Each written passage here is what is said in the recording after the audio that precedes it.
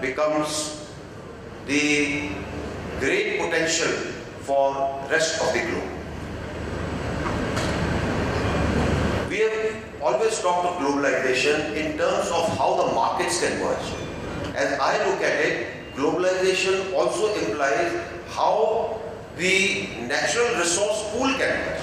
Because if you are able to ensure that the resource pool can be used for manufacturing somewhere else, and this is what contributes in terms of how the technology and ICT can be leveraged for faster movement and for finding out what is right and what is wrong, then it will spur the growth potential in any area. We need to exploit this to the best of advantage, and at least I feel that the type of technology that, at least in the ICT field, that can be leveraged or that can be harnessed from the Asian region has got a great potential in ensuring that the rest of the growth follows. We had heard about the trade landscape. Till the time the Westphalian model persists, all countries will like to have certain amount of trade barriers which give them the advantage, and therefore it is important that the entire trade landscape, entire trade regime, entire trade, the way it will be controlled is re-looked at, so that the advantage that can be leveraged from the region like Asia can actually be leveraged to the best advantage of all the countries. If we are only looking at the advantage of a few countries, then we are still going to exist in 18th and 19th century rather than what we are looking at 21st century and beyond. We need to renegotiate, recraft, revitalize our trade regimes in a manner that they provide equal opportunities to all the countries, and they provide them the means to ensure that there is global growth and not just growth of a country. I would say that this particular forum has got a great task ahead in the discussions that you will carry out, and in the way that you will look at what can be crafted, probably not only as market policies but also as policy guidelines which can help the countries. Without these, nothing is going to happen, because you can have market policies, but if there is a barrier of policy guideline, then nothing moves. And therefore, I would sincerely request you all that when you discuss, do look at it. I think we will be able to find ways and means to achieve the aim that we are looking at, and which is growth, which allows the entire world to reap the benefits. I always feel that if you aim for the moon, you will at least hit the ceiling. And therefore, when we are looking at these, do look at how the energies, the resources and the policies can be so channelized that they spur the growth. Asia is the future of the world because of its various factors that I spoke about, and I'm quite sure that we will have a most successful economic forum this time as you gather here. Thank you very much.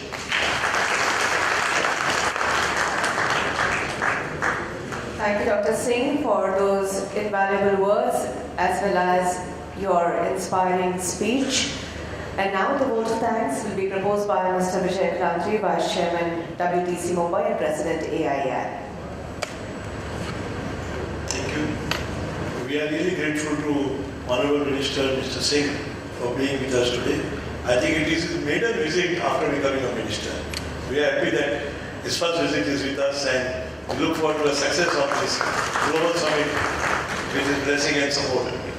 We had the pleasure of having Mr. Murad called him earlier also for when he was the Chief of the Army to discuss the problems of MSME and how MSME could cooperate with the defense. And he was very kind enough to do away with many of the rules and regulations which were part of the hindrance coming in the way of MSME joining defense production, defense activities, and he had been kind enough to help us with that. We are grateful to Exim Bank for releasing book on this occasion and also supporting the event. My all speakers, Mr. Bruno Messier, who is the chief of the Trade Point Geneva, my Ghazi Abunal, without whom all the World Trade Center does not exist. He is a dynamic leader for us. Mr. Talali, Mr. Aga, the Deputy Director General WTO. We need to sit together to resolve the issue and move forward. And Mr. Sainer, you spoke very well, and I think you gave us a way how the ASEAN will move forward. We chose this topic because today we feel that the Asia will be the next power. Whether we went to Japan or whether we talk anywhere, they say Asia is the next powerhouse. And our Prime Minister has given one slogan, Make in India. And Minister also, Honorable Minister also said that manufacturing sector has to grow. I think we feel that MSME sector, which constitutes more than 45% of exports and GDP and 60% employment, needs to be boosted. And we usually have whatever subject or conference we have, we lay emphasis on MSME sector. Because that is the backbone of any country. And if you go world over, then 70% to 80% is MSME sector. So we feel that this is a program with support of all our sponsors who have been there, you must see the list there. We will make it a success. Before I conclude, I would like to acknowledge the presence of the ambassador of Rwanda who is here with us, and the Trade Commissioner of Uzbekistan, many consul generals of various countries who are here with us on this occasion. And we forgot one small item before this. May I request Mr. Don to present the song to Mr. Aga? Because while presenting Memento, this was left out.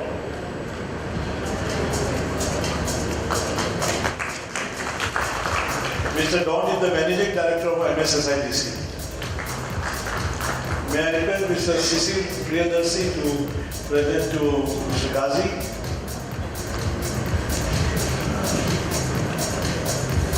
Mr. Cecil Priyadarshi, Director of WTO.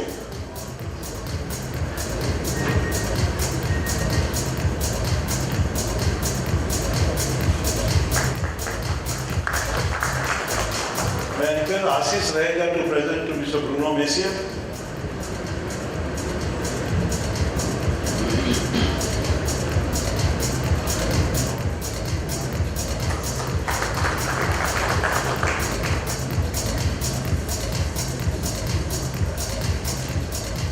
And may I request Kathy to present to Mr. Sainer?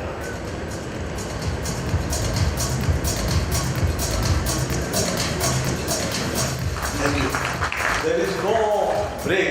We continue the session. Only the honorable guest will leave and the second panel of speakers and others will be here. Thank you very much. Thank you, Mr. Kalantri. Thank you, gentlemen. As just mentioned by Mr. Kalantri, we are not breaking. Probably you can carry your tea, coffee cups inside the hall.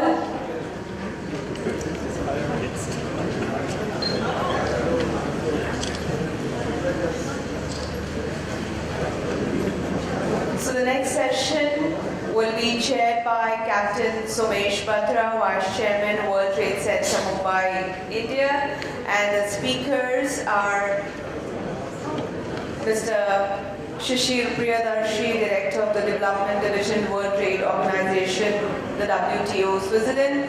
Mr. Ashish Raheja, Managing Director, Raheja Universal Private Limited, India. Dr.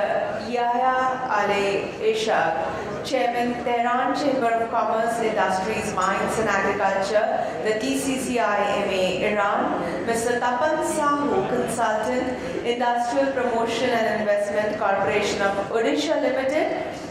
Professor George Haley, Professor of Marketing and Director of the Center for International Industry Competitiveness, University of New Haven, USA. Where the session is on the relevance of support infrastructure for the growth of manufacturing sector and investment opportunities. And the dimensions for discussion are industrial zones, industrial parks, free trade zones and industrial corridors in Asia which provide complete infrastructure for industries, financing SMEs in special zones, clusters for facilitating entrepreneurship and proactive policies for employment generation.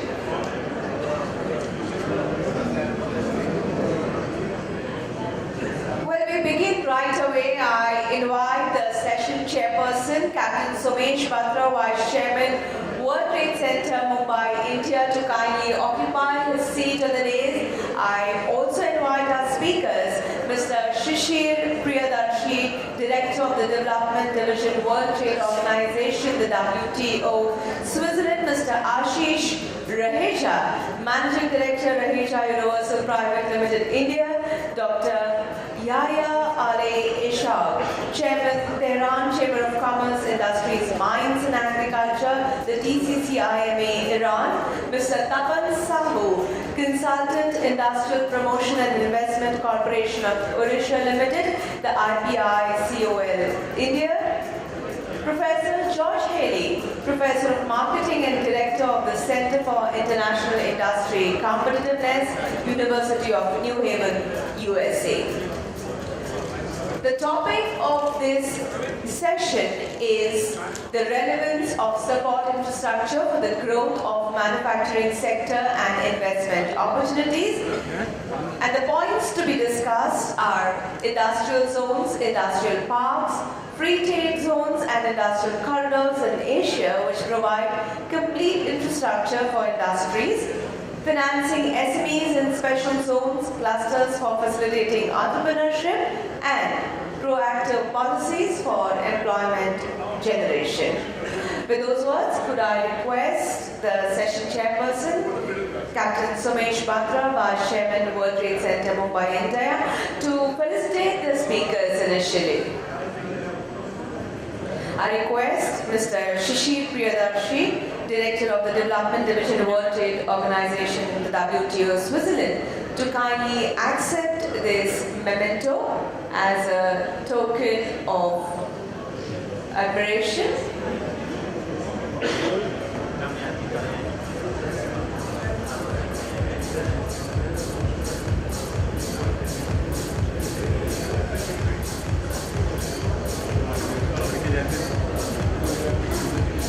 I now request Mr. Ashish Raheja, Managing Director, Raheja Universal Private Limited, India, to accept this memento as a token of gratitude from Captain Batra.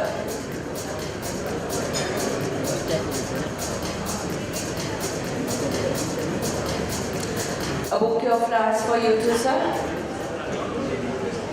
A bouquet of flowers for Mr. Priyadarshi.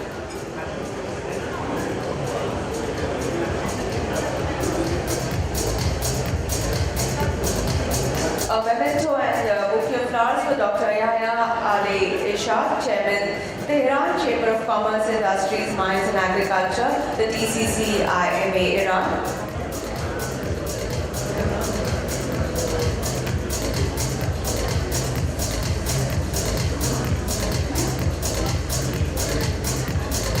A memento and a bouquet of flowers for Mr. Tapan Sahu, Consultant, Industrial Promotion and Investment Corporation of Odisha Limited, the Indigo, India.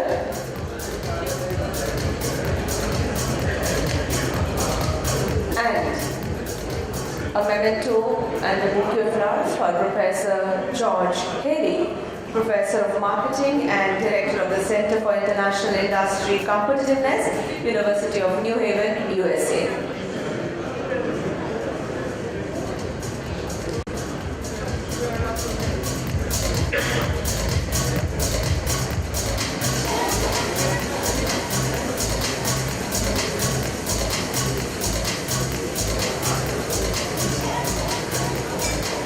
Could I now request Captain Batra as the chairperson of this session for the opening remarks.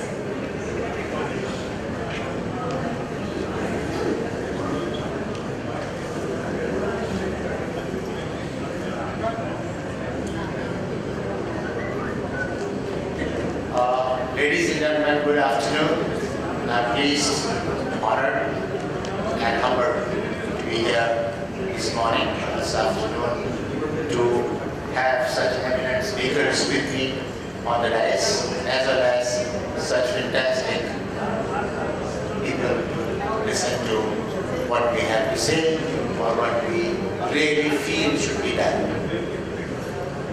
As the population of a country grows, urbanization comes in, demand for facilities becomes more, it becomes paramount importance to have an excellent infrastructure.